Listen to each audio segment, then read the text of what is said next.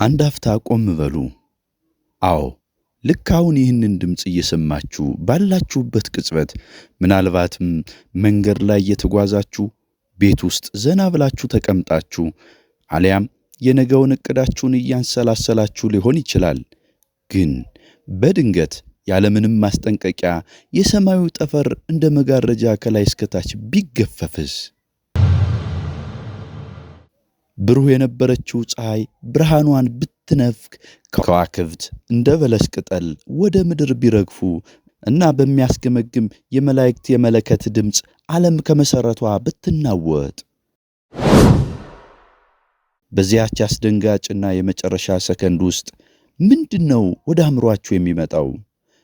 ያጠራቀማችሁት ገንዘብ፣ በትግል የገነባችሁት ቤት፣ ወይስ ያቀዳችሁት የነገ ፕሮግራም ነው? ወይስ ዛሬ ጠዋት ያኮረፋችሁት ይቅርታ ያላላችሁት ሰው? አያችሁ፣ የሰው ልጅ በዚች ምድር ላይ ሲኖር 1000 ዓመት የሚኖር ይመስል ይባክናል፣ ይሮጣል፣ ይጋፋል፣ ስልጣን፣ ገንዘብ፣ ክብር ይላል። ነገር ግን የዓለም ታሪክ በሙሉ በአንድ አፍታ የሚቋጭበት፣ የሰው ልጅ ሁሉ ፍጻሜ የሚወሰንበት አንድ ታላቅና የሚያስፈራ ቀን አለ።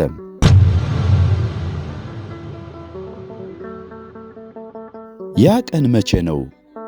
ዛሬ በዓይናችን የምናያቸው ነገሮች የዚያች አስፈሪ ቀን መቃረብ ምልክቶች ሆኑ እንዴ? ከሁሉም የሚገርመው ደግሞ የዚህ ሁሉ ፍጻሜ ማጠንጠኛ፣ የዓለም መጨረሻ የፍርድ ሸንጎ የሚጀምርበት ስፍራ እናንተ እንደምታስቡት ኒውዮርክ ወይም ሎንደን፣ ቶኪዮ አይደለም። ማንም ያልገመታት አንዲት ጸጥታ የሰፈነባት የወይራ ዛፎች የሞሉባት ጥንታዊት ተራራ ናት። ለምን? ምን አይነት መለኮታዊ ምስጢር ተደብቆባት ይሆን የዓለም ፍጻሜ ከእርሷ የሚጀምረው ልንል እንችላለን። በስመ አብ ወወልድ ወመንፈስ ቅዱስ አሃዱ አምላክ አሜን።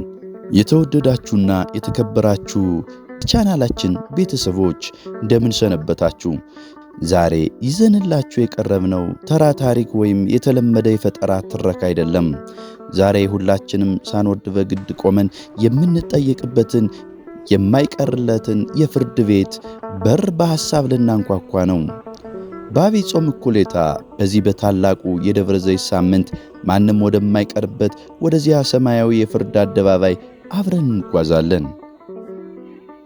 እስካሁን የሰማችሁት መግቢያውን ብቻ ነው።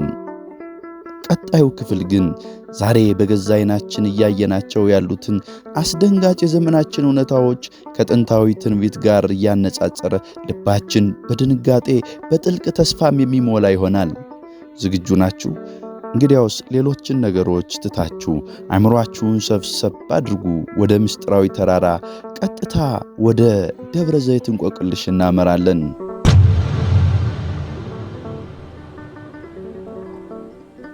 በዓለማችን ላይ ታላላቅ ተራራዎች አሉ። በበረዶ የተሸፈነው ኤቨረስት፣ እሳት የሚተፋው ቬሱሲየስ አሊያም ታሪካዊ የሲና ተራራ። ግን የዓለም መጀመሪያና መጨረሻ ያገናኘች የሰው ልጅ ዕጣ ፈንታ ለዘላለሙ የሚወሰንባት አንዲት ልዩ ተራራ አለች። ለምንድን ነው ታላቁ ፈጣሪያችን ይችን ተራራ የመረጣት? ለምንድን ነው የፍርድ ቀን ማዕከል እንድትሆን የወሰነባት? እስኪ ወደ ኋላ ወደ ጥንታዊቷ ኢየሩሳሌም እንጓዝ። ከከተማዋ በስተ ምስራቅ የወይራ ዛፎች እንደ አረንጓዴ ማዕበል የተንጣለሉባት፣ ነፋስ ሲነፍስ የቅጠሎቿ ሹክሹክታ የሰላም ዜማ የሚመስልባት ደብረ ዘይት ወይም የወይራ ተራራ አለች። በገጽታዋ ስትታይ እጅግ ጸጥታ የሰፈነባት የተረጋጋች ናት። ነገር ግን ከዚህች ጸጥታ በስተጀርባ ዓለምን የሚያናውጥ ታላቅ መለኮታዊ ምስጢር ተደብቋል። ነቢዩ ዘካርያስ በትንቢቱ ገና ክርስቶስ በሥጋ ሳይገለጥ የዓለም መጨረሻ በአንክሮ ተመልክቶ አንድ የሚያስደነግጥ ትንቢት ተናገረ። በዚያ ቀን እግሮቹ በኢየሩሳሌም ትይዩ በምሥራቅ በኩል ባለው በደብረ ዘይት ላይ ይቆማሉ። አምላኬ እግዚአብሔር ከቅዱሳኑ ጋር ይመጣል በማለት ይናገራል።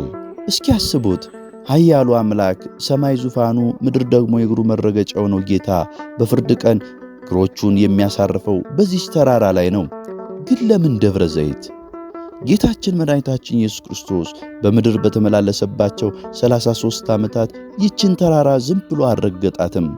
እያንዳንዱ እርምጃው የነገውን ታላቅ ምስጢር የሚያመላክት ነበር። በሆሳዕና ዕለት የዓለም ንጉሥ ሆኖ በክብር ወደ ቤተ መቅደስ የገባው ከዚሁ ከደብረ ዘይት ተነስቶ ነበር። ስለ ዓለም ፍጻሜና ስለ ዳግም ምጽአቱ አስፈሪ ምልክቶች ለደቀ መዛሙርቱ ያስተማረው በዚሁ ተራራ ላይ ተቀምጦ ነው። ከሁሉ በላይ ደግሞ የዓለምን ኃጢአት ተሸክሞ ሞትን ሊቀበል ሲዘጋጅ የደም ላብ እስኪያልበው በጌቴሴማኒ የጸለየውና በጭፍሮች የተያዘው ከዚሁ ተራራ ግርጌ ነበር። በመጨረሻም ሞትን ድል አድርጎ ተነስቶ በአባቱ ቀኝ ሊቀመጥ ወደ ሰማይ ያረገው ከዚሁ ከደብረ ዘይት ተራራ ነበር። እዚህ ላይ ነው እንቆቅልሹ የሚጀምረው። አባቶቻችን ደብረ ዘይት የሁለት ተቃራኒ እውነታዎች መገኛ ናት ይሉናል። አንዱ ሰላም ሲሆን ሌላው ደግሞ ፍርድ ነው። የወይራ ዛፍ ከጥንት ጀምሮ የሰላም የብርሃንና የፈውስ ምልክት ነው። ቤተ ክርስቲያናችን ዛሬም ድረስ ከወይራ ዘይት ቅባ ሜሮንና ቅባ ዘይት አዘጋጅታ ለክርስትና ጥምቀት፣ ለሥርዓተ ጋብቻና ለቀንዲል ትጠቀማለች። ይህ ዘይት የመንፈስ ቅዱስ ማኅተም ነው። እናስተውል።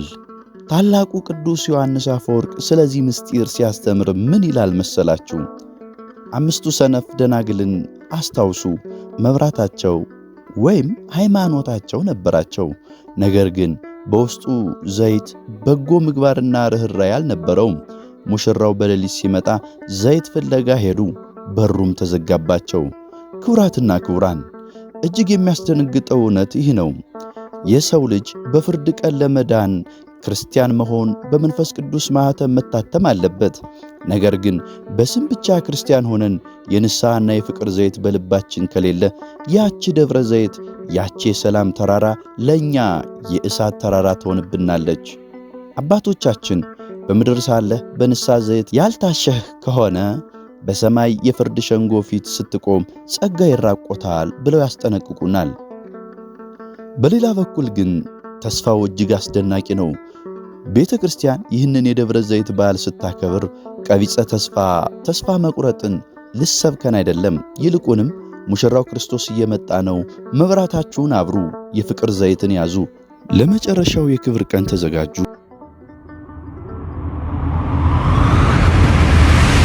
ፀሐይ ወደ ምዕራብ እያዘቀዘቀች ነው።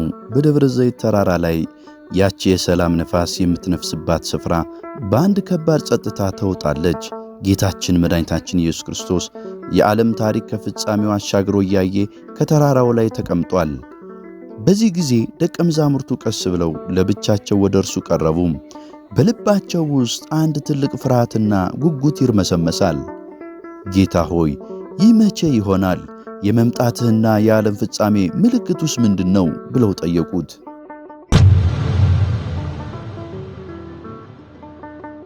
መልሱ የዛሬ 2000 ዓመት የተሰጠ ቢሆንም ዛሬ ጠዋት ከእንቅልፋችን ስንነቃ በየስልካችን ከምናነበው የዕለት ዜና ጋር አንድ አይነት ነው።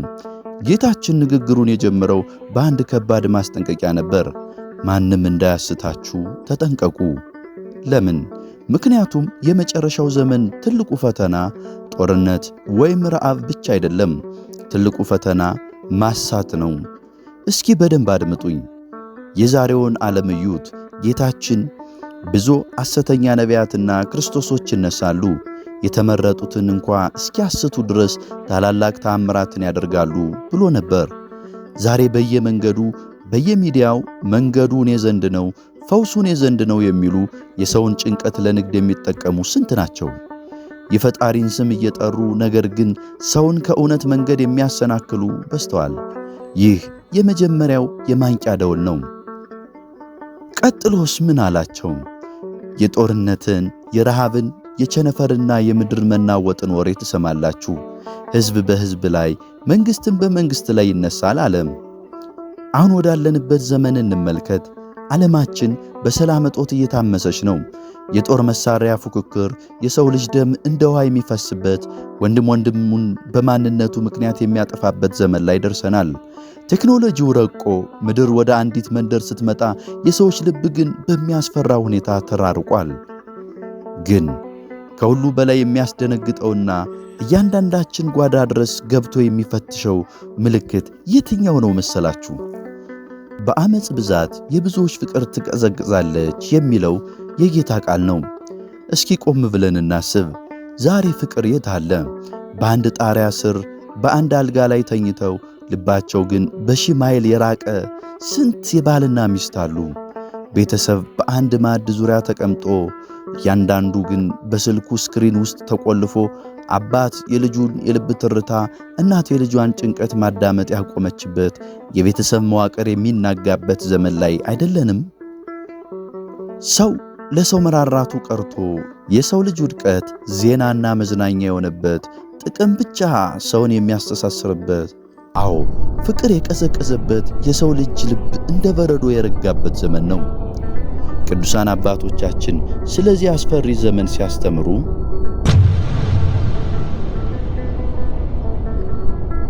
እንዲህ ይላሉ።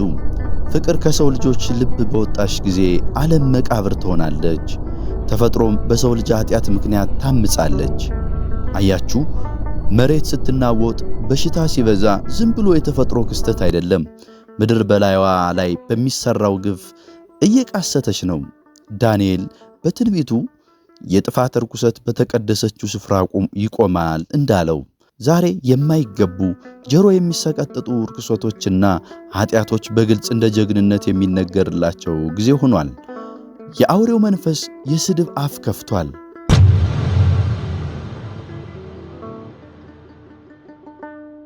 ግን ወዳጆቼ አንድ ልነግራችሁ የምፈልገው ታላቅ ምስጢር አለ። ይህንን ሁሉ ስንሰማ ልባችን በድንጋጤ ሊሞላ፣ ፍርሃት ሊጫነን አይገባም። ለምን ታውቃላችሁ? አምላካችን ይህንን ሁሉ ያስጠነቀቀን እንድንሸበር ሳይሆን እንድንዘጋጅ ነው። ጌታ ይህንን ሁሉ የከፋ ምልክት ከነገረን በኋላ ምን አለ? ይህ ሁሉ የምጥ ጣር መጀመሪያ ነው። አያችሁ፣ አንዲት ነፍሰ ጡር እናት ልትወልድ ስትል ምጥ ይይዛታል። ትሰቃያለች፣ ታለቅሳለች። ነገር ግን ያ ሕመም የሞት ሕመም አይደለም። አዲስ ሕይወት፣ አዲስ ልጅ ወደ ዓለም የመምጣቱ ብስራት ነው። የዓለምን መከራ ልክ እንደዚህ ነው። እነዚህ መከራዎች የጨለማው ዘመን ማብቂያና የብርሃን ጌታ የክርስቶስ መምጫ፣ የክብሩ መንግሥት መገለጫ ዋዜማዎች ናቸው። ነገር ግን እነዚህ ሁሉ ምልክቶች ተፈጽመው ሲያልቁ ያቺ ማንም ሊያስቆማት የማይቻላት ታላቋና የመጨረሻዋ ሰከንድ ትመጣለች። የምህረት ደጅ ለዘላለም የሚዘጋበት፣ የሰማይ መላእክት በሚያስገመግም እልልታ የሚወርዱበት፣ ጌታችን ኢየሱስ ክርስቶስ ወደ ሰማይ ሲያርግ እንዳየነው ልክ በዚያው ክብር በደመና የሚመጣበት ያ የፍርድ ቀን።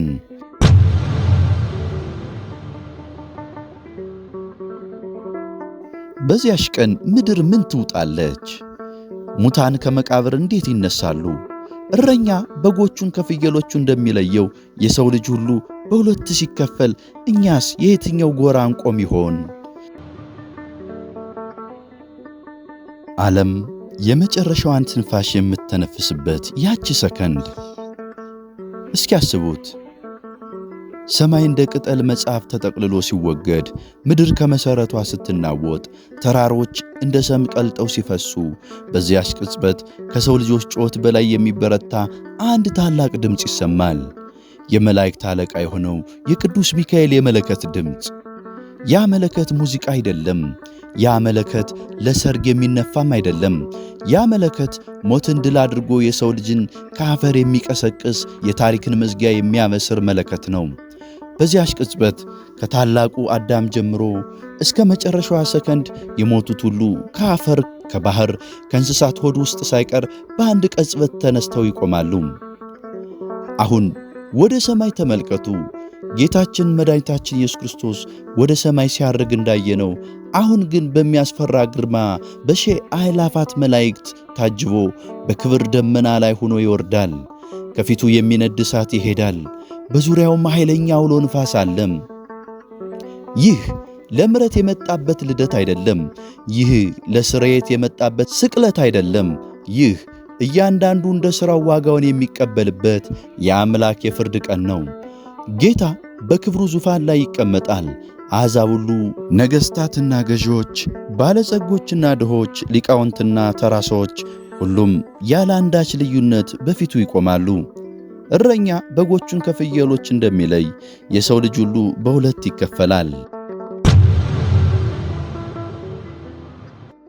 በስተቀኙ በጎች የተባሉት ጻድቃን ይቆማሉ። ፊታቸው እንደ ፀሐይ ያበራል፣ ልባቸውም በደስታ ይሞላል። በስተግራው ደግሞ ፍየሎች የተባሉት ኃጥአን ይቆማሉ። ፊታቸው በጭንቀት የጠቆረ፣ ጉልበታቸው የሚንቀጠቀጥ፣ መሸሽ የሚፈልጉ ግን የሚያጡ። እዚህ ላይ ነው ትልቁ ድንጋጤ። ጌታችን ሰዎችን የሚለያቸው በሃይማኖታቸው ብቻ አይደለም፣ በሥልጣናቸው ወይም ባጠራቀሙት ዕውቀትም አይደለም። መመዘኛው እጅግ ቀላል ግን እጅግ ጥልቅ የሆነችው ርኅራኄ ናት። ንጉሡ በቀኝ ያሉትን እንዲህ ይላቸዋል፣ እናንተ የአባቴ ብሩካን ኑ፣ ዓለም ከተፈጠረበት ጊዜ ጀምሮ የተዘጋጀላችሁን መንግሥት ውረሱ። ተርቤ አብልታችሁኛልና፣ ተጠምቼ አጠጥታችሁኛልና፣ እንግዳ ሁኜ ተቀብላችሁኛልና። ጻድቃን ይገረማሉ። ጌታ ሆይ እኛ መቼ አየንህ? መቼ አበላንህ? አንተ የሰማይ የምድር ጌታ መቼ ተርበህ አየንህ? ይሉታል።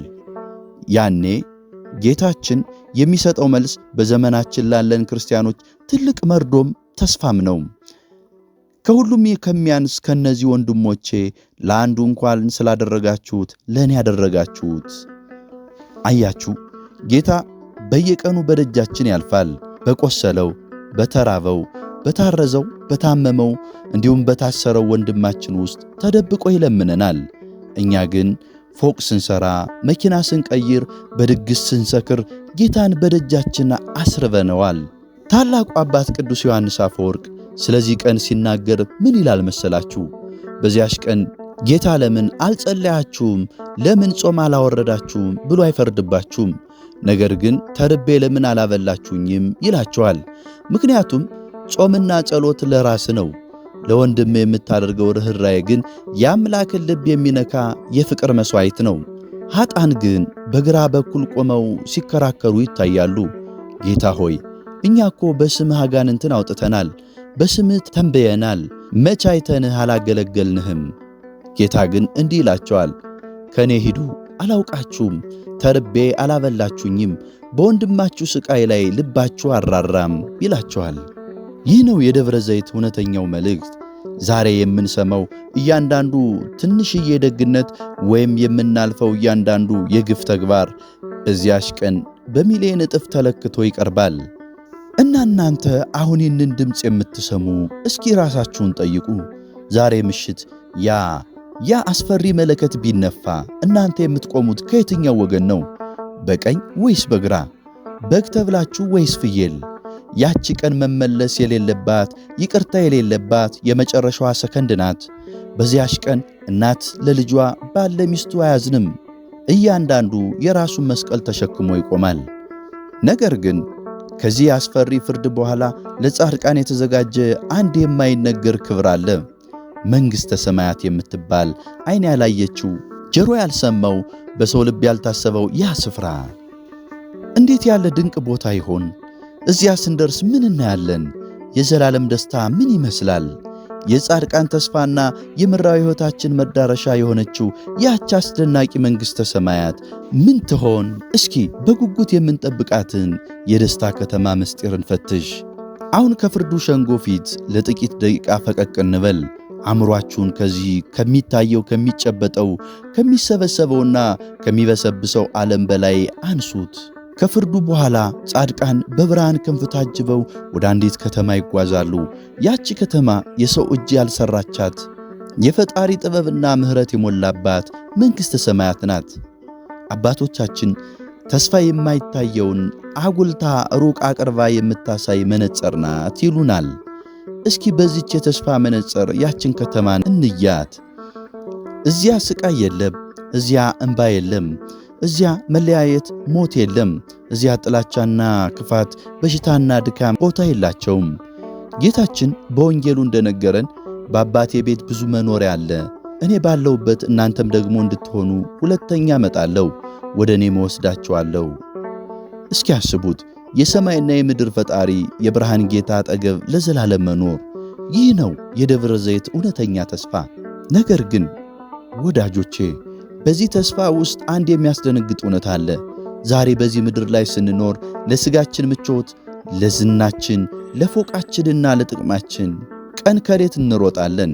ሌላውን ረግጠን ለመውጣት ወደ ኋላ አንልም። ግን ያቺ የመጨረሻዋ ሰከንድ ስትመጣ ጌታ የሚጠይቀን አንድ ጥያቄ አለ። ሰው ዓለምን ሁሉ ቢያተርፍ ነፍሱን ቢያጎድል ምን ይጠቅመዋል? ወይስ ሰው ስለ ነፍሱ ቤዛ ምን ይሰጣል? አስቡት። በዚያሽ ቀን በቢሊዮን የሚቆጠር ሀብትህ፣ የተከበርክበት ሥልጣንህ፣ ውብ መልክህና ዝነኝነትህ ሁሉም እንደ ጭስ በነው ይጠፋሉ። ነፍስ ብቻዋን ትቆማለች። በዚያች ሰዓት ከጌታ ፊት የምታቀርበው ቤዛ የለህም። ያኔ ነው መለያየቱ የሚጀምረው። አባቶቻችን ይህንን መለያየት ሲገልጹት አንጀትን ይበላል። በደብረ ዘይት ዕለት የዘላለም መለያየት ይሆናል ይላሉ። እናት ልጇን የማትልበት፣ ልጅ እናቴን የማይልበት፣ ባልና ሚስት የልብ ጓደኞች ዳግም ላለመገናኘት የሚለያዩበት፣ አንዱ ወደ ብርሃን፣ አንዱ ወደማይጠፋው እሳት፣ አንዱ ወደ ዘላለም ደስታ፣ አንዱ ወደማያንቀላፋው ትል። ያቺ ቀን የዋይታ ቀን ናት። አባቶቻችን እንዲህ ብለው ያስጠነቅቁናል። ዛሬ በንስሐ እንባ ፊትህን ካልታጠብክ ነገ በገሃነመ እሳት ትታጠባለህ። ዛሬ ለወንድምህ ካራራህ ነገ የፈጣሪ ርኅራኄ አታገኝም።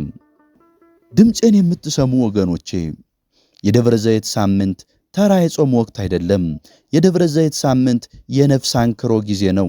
ጌታ በወንጌል በፍርድ ቀን ለእያንዳንዱ ዋጋውን ሊከፍል በቁጣ አመጣለሁ ብሏል። የደብረ ዘይት ጩኸት እንዲህ ይላል።